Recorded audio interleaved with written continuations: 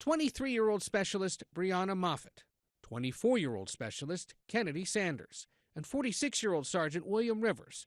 The 3 Americans killed in Sunday's attack were all decorated Army reservists assigned to the 926th Engineer Brigade out of Fort Moore, Georgia.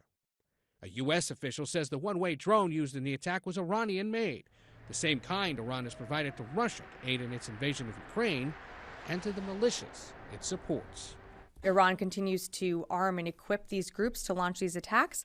Pentagon officials tell CBS News the explosive drone came in low and slow several minutes after a U.S. drone was returning from a mission in Syria. The base's air defense system had been temporarily taken offline to allow the American drone to land safely. There was little to no warning for the troops still in their sleeping quarters.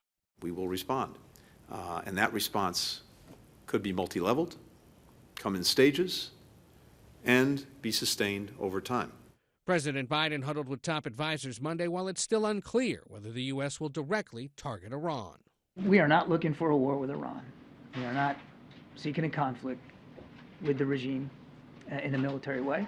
On Capitol Hill, some Republicans say the militias responsible should be hit with force. These are the tentacles of Iran, and we need to hit the tentacles hard to send a message to Iran that the United States will not tolerate attacks on our troops. While some Democrats are urging caution.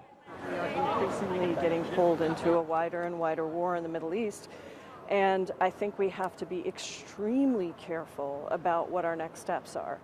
Notably, the Secretary of State said yesterday that in his view, the Middle East hasn't been in such a dangerous situation in at least 50 years. Those are comments that are resonating around the world today as we await some kind of response from the president. And as we do, today at least, he's keeping a decidedly political schedule with plans to fly to Florida for 2 fundraisers for his re-election campaign.